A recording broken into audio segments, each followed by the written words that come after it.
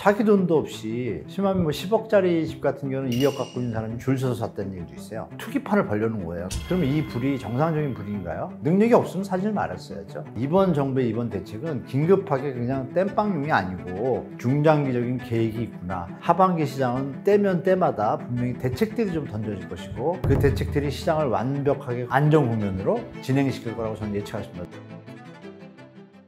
안녕하세요. 머니인사이드 가족 여러분. 항상 건강하시고 자산 증식이라든지 내 집 마련이든지 모두 성공하시기를 기원드리겠습니다.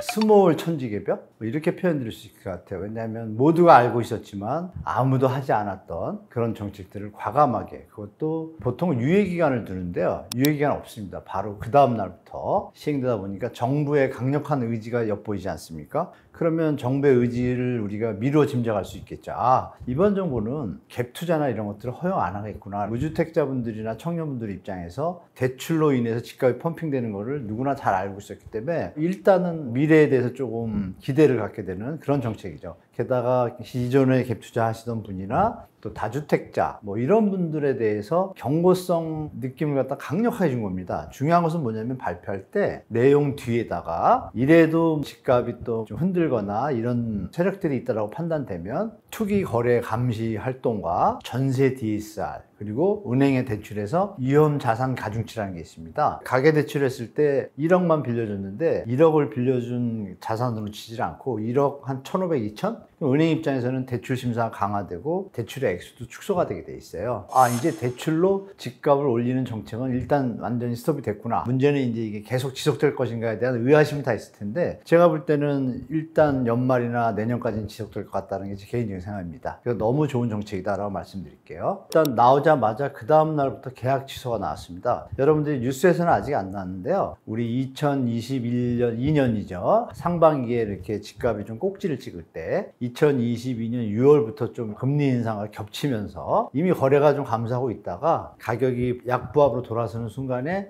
금리 인상이 겹치니까 주택 가격이 거짓말같이 폭락을 했죠. 금리 2, 3% 올렸다고 폭락한다. 거품이 있었다는 걸 좀 인정하는 상황이 됐는데 그 당시에 발표하고 나서 그 사이에 계약 취소가 엄청 많았습니다. 근데 그때 비중보다 이번 하루 이틀 새에 빚어진 비중이 꽤 많아요. 모 유튜브 전문가께서 그걸 디테일하게 미리 또 조사를 해가지고 저도 봤는데요. 진짜 그때보다 비중이 높은 거예요. 그 얘기는 뭐냐면 계약을 왜 취소할까요? 올라갈 것 같으면 취소할 일이 없죠. 앞으로 내려가겠구나. 계약을 취소하면 계약금이 손해를 보지 않습니까? 그게 5% 정도라고 가정할 때 미래에 대해서 주택가격이 내려갈 거라고 판단하겠죠. 그래서 벌어지는 현상이 시장에서 즉각 나타났고 재건축 단지들 있지 않습니까? 이런 데들도 바로 1억, 2억씩 호가가 하루 만에 내려왔어요. 지금도 호가를 내렸는데도 거래가 별로 없습니다. 와중에 또 신축 단지들 있지 않습니까? 분양권 입주 때 전매 제한 푸른 지역들이 있어요. 수도권 같은데. 그러면 분양권을 팔려고 하는 사람들이 있고 살려는 사람들이 있는데 갭 투자 형태로 이제 하시는 분들이 있는데 그게 지금 요번에 그것도 막힌 게 분양권도 6억으로 그냥 막아버린 거예요. 그러면 뒤에 사는 분이 6억 갖고 만약에 전세돈을 메꾼다고 계산을 했는데 그 와중에 그 전세도 소유권 이전 전, 그러니까 예전에는 우리가 투자하는 사람 입장에서 아파트를 계약을 하고 전세를 맞추고 나머지를 대출을 맞췄어요. 그러면 자기 돈을 조금 들이고 또 전세 키고 사두잖아요. 이걸 또 막았습니다. 소유권 이전 전에는 이 전세 대출을 막아버린 거예요. 그러면 우리가 시장에서 어떻게 되겠어요? 아, 수요가 급감하겠구나. 그래서 분양권 가격도 아마 하락할 거라고 다들 예측하고 벌써 호가가 내려왔습니다. 그래서 모든 시장에서 수도권은 특히 강력하게 지금 반응을 하고 있다라고 좀 말씀드릴게요.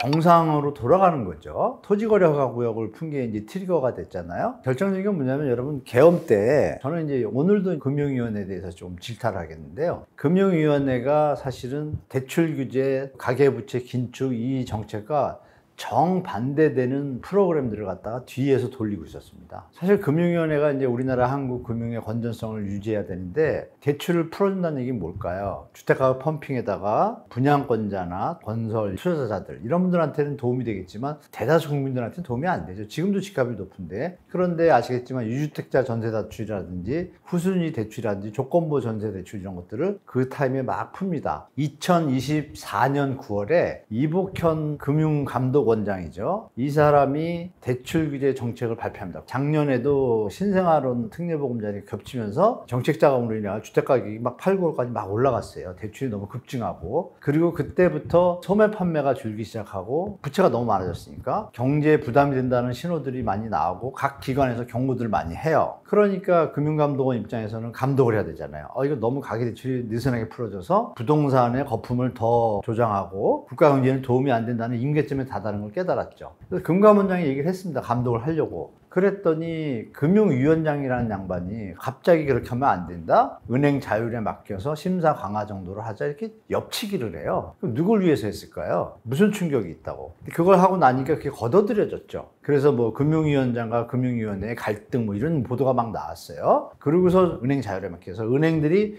기억나실 거예요. 우리은행 뭐뭐 대출 막아, 전세 대출 막아 뭐 이런 보도가 나와요. 그리고 며칠 있다가 KB은행도 대출 강화 뭐 이런 거 나와요. 그게 나온 지가 몇 달 안 됐는데 계엄이 터졌잖아요. 그러더니 1월 초에 슬그머니 그걸 다 푼 거예요. 정말 나쁜 위원회죠. 그죠? 아니 가계부채가 심각해서 대한민국이 자영업자분들이 매출이 줄기 시작한 게 부동산 때문이라고 저는 봐요. 우리가 인구가 감소하면서 소매 판매가 증가보다는 유지되는 선으로 가는 와중에 부채가 늘어나니까 쓸 돈이 줄잖아요. 그럼 당연히 또 자영업자분들한테 매출의 감소 효과가 벌어지는 건 명확한 일인데, 그러면 정부가 전체적인 국가 경제를 볼 때는 자영업자분들 매출이라는 게 유지될 수 있도록 가계부채를 조정해야 되는데 도리어 금융위원회가 푼다? 이거 완전히 이율배반적이고 심하게 얘기하면 매국노 행위죠. 그런 행위를 금융위원회가 왜 했을까요? 그러면 금융위원회는 여러 번 들어보셨을 거예요. 뭐 모피아니, 뭐 막피아니 이런 거. 그런 생각이 들지 않으세요? 은행들을 위한 거잖아요. 대출 많이 늘려서 이자 많이 받아놓고 장사 잘 되게. 집값 올라가서 또 누가 좋아요? 건설업자분들 좋고. 국민은 눈에 없는 거예요. 가계대출 심각성을 하는 총재도 계속 얘기했고, 이미 다 예전부터 금융위원회 직원들이든 뭐든 다 알 거 아닙니까? 심각하다는 걸 알고 있었지만 안 한 거고, 도리어 안 한 게 아니라 뒤로 풀어줘서 가격 거품을 갖다가 조정한 거고. 6월 10일 날 제가 알기로는 기재부 1차 관을 지명을 했어요. 통계청장하고 있었어요. 통계 잘 알 거고, 그전에는 또 기재부에서 활동을 했어요. 차관부로 하고 했기 때문에. 그러면 돌아가는 걸 잘 알죠. 국가 경제가 돌아가는 걸. 와서 6월 12일 날 회의를 합니다. 근데 그 회의 때 4개 부처에 4사람만 모였어요. 기재부 차관, 금융위원회 사무처장, 금융감독원 부원장인가 하고 국토부 토지정책실장, 이렇게 넷이 모인 거예요. 4사람에서 TF 회의를 했어요. 그 회의 내용을 우리가 유추할 수 있겠죠. 그리고 국토부에 들어가시면 그 보도자료가 나왔습니다. 6월 12일 날.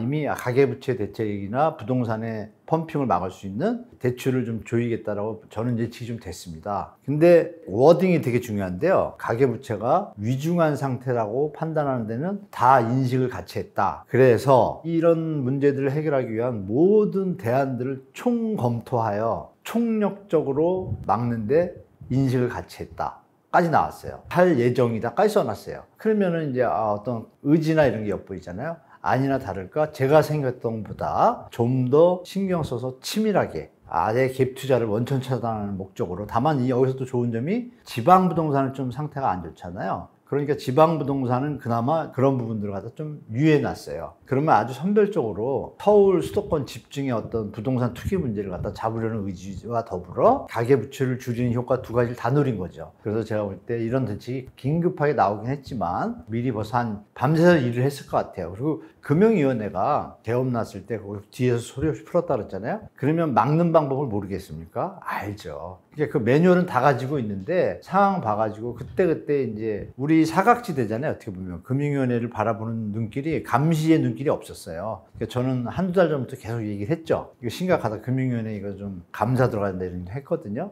그런 것들을 통합해서 볼 때 모든 내용을 이미 인지하고 있었고, 이런 대책들이 시나리오가 여러 개가 있을 것이고 더 강력한 것도 있다는 것을 우리가 예측할 수 있어요. 그래서 급하게 나온 것이 아니다. 왜냐하면 추가적으로요, 그 보도를 발표할 때 만약에 이렇게 했음에도 불구하고 그래도 시장을 교란하거나 이런 세력들이 있다라면 투기 시장 교란 세력을 감독, 조사, 수색 뭐 이런 것과 함께 전세 DSR 제도, 그리고 은행들의 이제 대출해주면은 지불 준비를 맞추기 위해서 위험 가산 가중치라는 게 있어요. 1억을 빌려주면 1억을 빌려줬다고 치는 게 아니라 리스크를 생각해가지고 1억 1,500을 빌려준 거로 치면 지불 준비율이 작아지잖아요. 그럼 대출 액수가 줄잖아요. 그럼 위험 자산 가중치를 높이겠다고 미리 거기다 박아놨어요. 그 얘기 뭐냐? 앞으로도 대출 행위가 그래도 이어진다. 그러면 모든 대책을 계속 던지겠다고 했습니다. 그러면 여러분들이 이해하실 게, 이번 정부의 이번 대책은 긴급하게 그냥 땜빵용이 아니고 중장기적인 계획이 있구나. 짧은 시간이었지만 그동안에 쌓여있던 어떤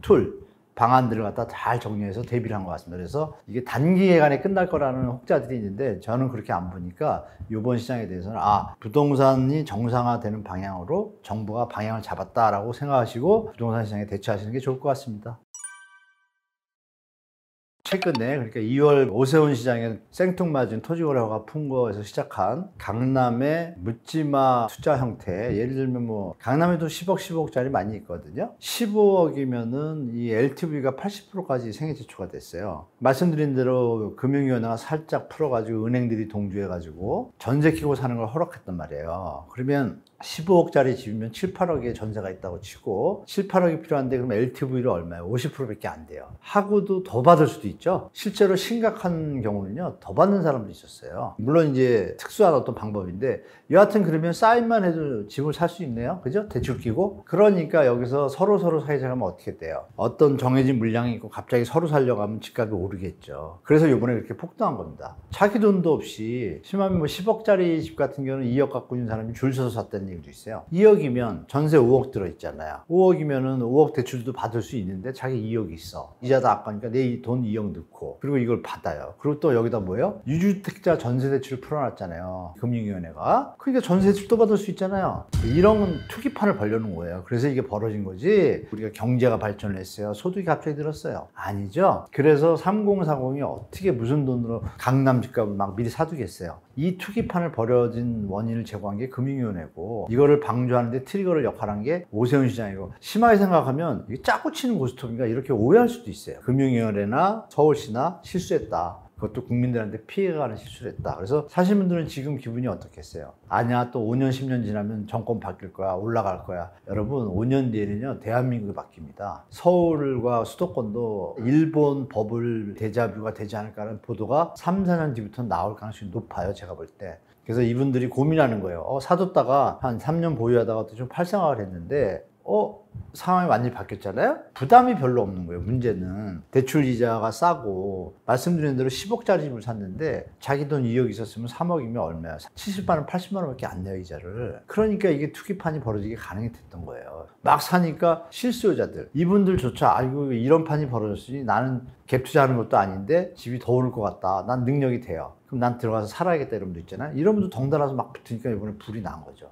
그러면 이 불이 정상적인 불인가요? 뭔가 트리거가 이상하게 작동됐잖아요. 대출 늘려가지고. 대한민국을 떠나서 미국도 대출을 늘려가지고 어떻게 됐어요? 터졌잖아요. 일본도 터졌고. 그 길을 왜 가야 되죠, 우리가? 이번에 그분들은 아마 기대를 하고 있겠지만 제가 드릴 말씀은 그게 본인을 위한 거겠지만 국가적으로는 도움이 안 되잖아요. 또 분명히 친언론 기레기님들 이쪽에서 나올 거예요. 그 사람들 어떡하냐, 영끌했는데요. 나중에 돈 모아서 들어가려고 했는데 이런 얘기 막 나올 거예요. 돈 모아서 들어가면 되죠. 투기 세력들의 어떤 논리예요. 프레임이기 때문에 능력이 없으면 사질 말았어야죠. 자기가 그러면 샀으면 들어가 살면 되죠. 뭐 걱정이에요. 그런 얘기는 일고의 가치가 없지만 분명히 프레임 전쟁을 들어올 거예요. 그래서 영끌하신 분들은 자기가 살려고 미리 사두신 분은 전혀 문제가 없잖아요. 투기 심리를 하신 분들은 자기가 했으니까 자기가 책임을 져야겠죠. 제가 볼 때 충분히 감당이 안 되시는 분들은 지금 그래도 가격이 유지는 되잖아요. 자산관리 잘 생각하셔가지고 무리가 됐다고 생각하면 지금 만약에 3% 싸게 팔았어요. 손해보고. 근데 집값이 만약에 6% 내려면 어떻게 돼요? 그때 사면 되잖아요.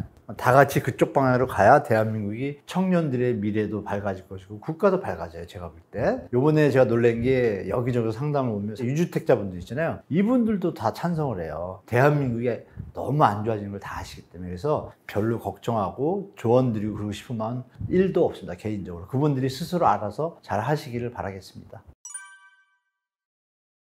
엊그제 진성준 정책위 의장이 그런 표현을 했습니다. 대통령께서 물론 세금으로 안 잡겠다고 했지만 국가의 모든 면을 볼 때 충분히 재고할 가치가 있다. 이런 표현이 나왔어요. 이거 중요한 얘기죠. 그러면 세금도 건드리겠다는 얘기인데 실망하신 분들은 누굴까요? 부자들이겠죠. 투자하신 분들이나. 그러면 국가 국민 전체를 볼 때 그분들의 숫자가 10%밖에 안 되거든요. 국가적으로 볼 때 거래량이 줄고 있거든요. 전체적으로 저성장 국면하고 인구 감소 때문에 국가 재정면에서 볼 때 거래가 줄 것이고 세금으로 걷어들여서 써줄 돈이 모자르게 되는 부분을 보완해야 되잖아요. 그래서 선진국들이 다 보유세가 어느 수준이 돼요. 우리나라는 도리어 거래가 예전에 많았기 때문에 보유세는 되게 낮고 거래세를 높였잖아요. 그래서 제가 볼 때 이번 정부는 아마 방향을 선진국 형태로, 우리가 경제 규모가 10위 안에 들지 않나요? 지금 집 갖고 있는 분들 잘 아실 거예요. 보유하고 있는데 부담이 거의 없어요. 자기 집을 갖고 있는 거 부담 없는 건 이해가 되지만 두 개, 세 개를 가져도 별로 부담이 없어요. 팔 때만 부담이 있는 거예요. 안 팔면 되잖아요. 뭐 이런 논리가 성립이 되니까, 하물며 자동차도 비싼 차 타면 세금을 더 내는데, 전 세계가 대부분 누진적으로 고가로 갈수록 능력이 되시니까 국가를 위해서 세금을 좀 내시는 경향이 있어요. 우리나라는 그게 좀 다른 나라에 비해 약해요. 근데 양도세랑 합하면 실효적으로 내는 건 또 꽤 돼요.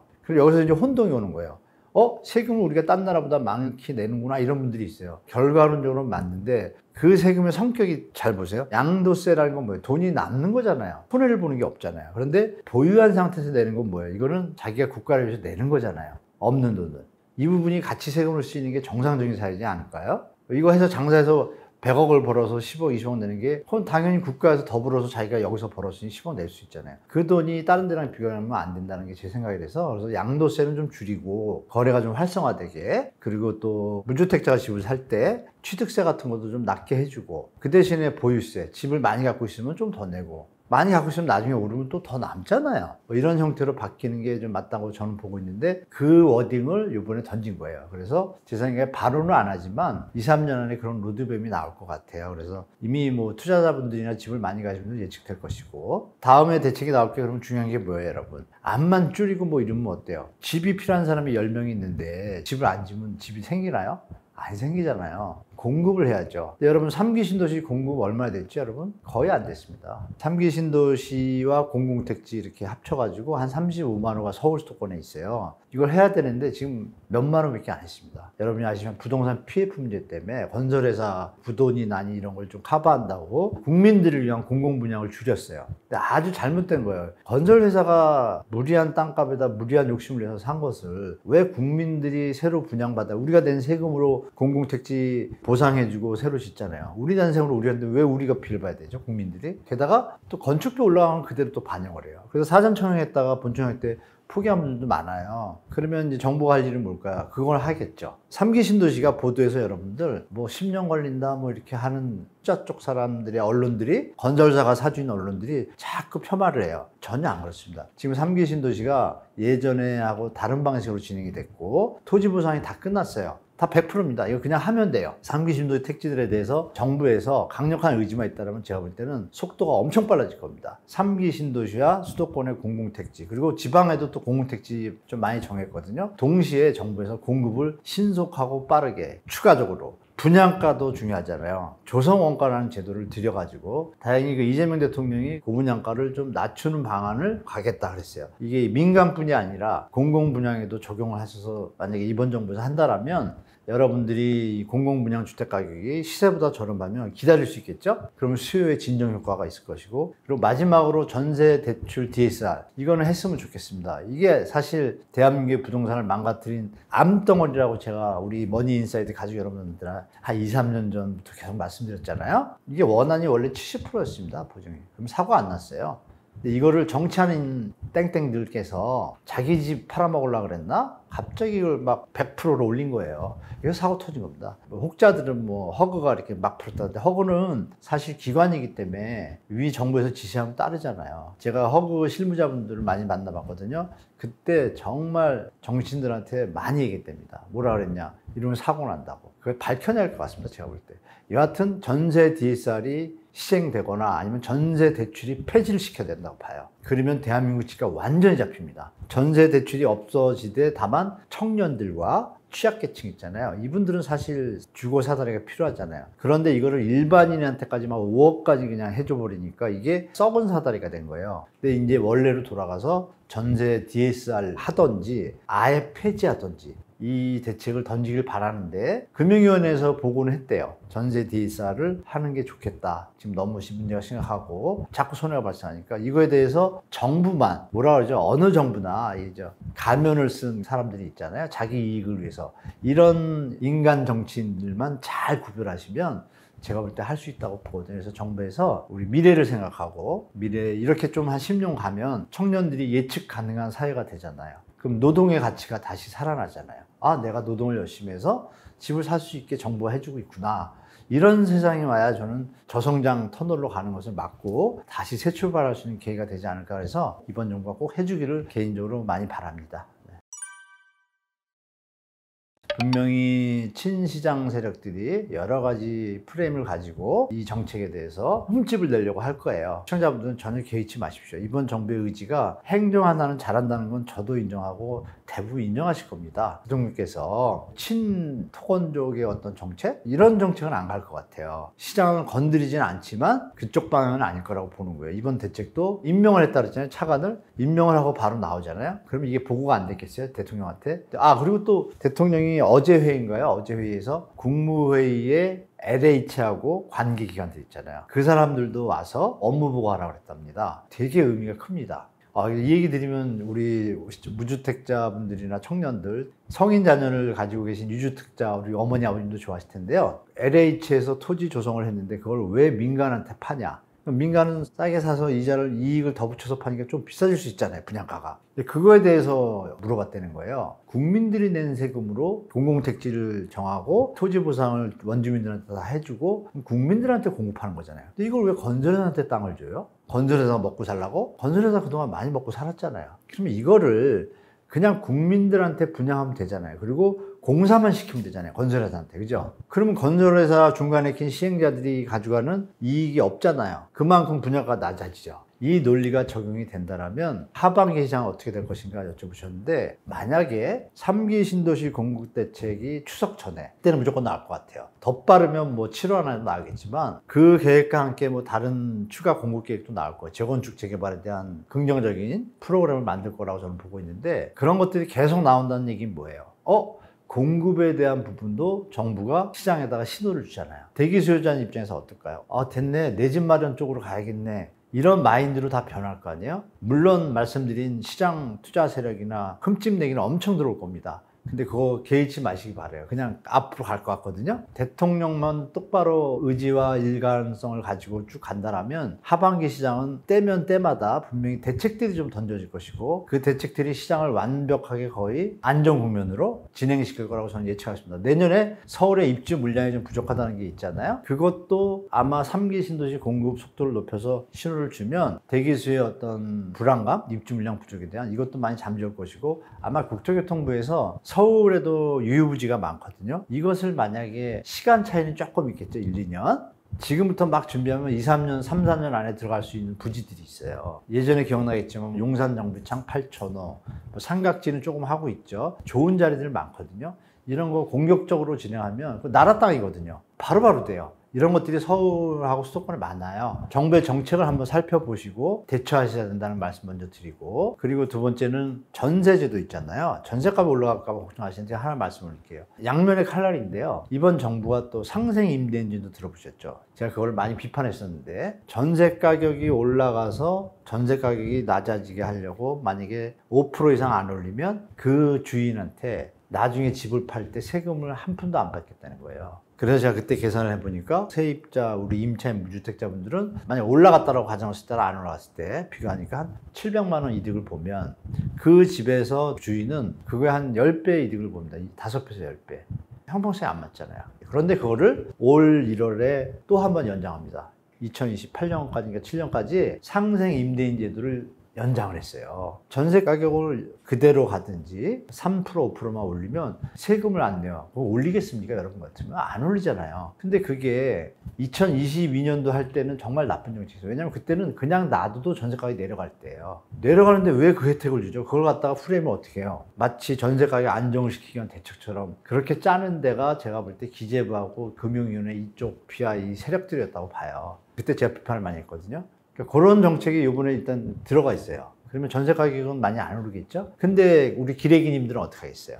분명히 입주 물량 부족으로 전세가가 폭등한다 그래요. 천만의 말씀. 기레기님들이 올리라고 해도 주인들이 안 올려요. 왜? 세금을 갖다 내가 1, 2억을 감면받는데 전세 가격 뭐 1억 올려서 그 이자 돈 얼마 된다고 모르겠어요. 그죠? 그동안 기레기님들한테 많이 당하셨잖아요. 이번에는 당할 필요도 없고 지금 말씀드린 정부 정책 방향과 현재 나온 것, 앞으로 나올 것 이걸 종합해 보면 갭 투자나 투기 세력의 어떤 형태가 앞으로 미래에 내가 확실하게 수익을 보겠다라고 할 수 있는 요인들을 다 제거했잖아요. 그러면 내 집 마련을 원하는 분들이 기다리게 되잖아요. 그러면 수요가 더 줄죠. 그러면 입주 물량이 만약에 100채가 줄었는데 수요가 200명이 줄면 어떻게 돼요? 더 내려올 수도 있잖아요. 내년 입주 물량을 두고 하반기에 아마 언론들이 막 칠 겁니다. 전세 가격 폭등 뭐. 근데 거기에 너무 휘둘리지 마시고 말씀드린 대로 이 세 가지 체크하셔가지고 좀 느긋한 마음으로. 그럼 여기에 전제 조건이 뭐야? 정부가 똑바로 해야 되죠. 일관성을 가지고. 이게 너무 높잖아요. 집값이. 이렇게 가지고는 대한민국이 같이 망합니다. 갭 투자하는 사람들만 이득을 보고. 이건 나라 망하는 길이거든요. 올해 하반기까지 시장은 생각보다 안정적일 것이다.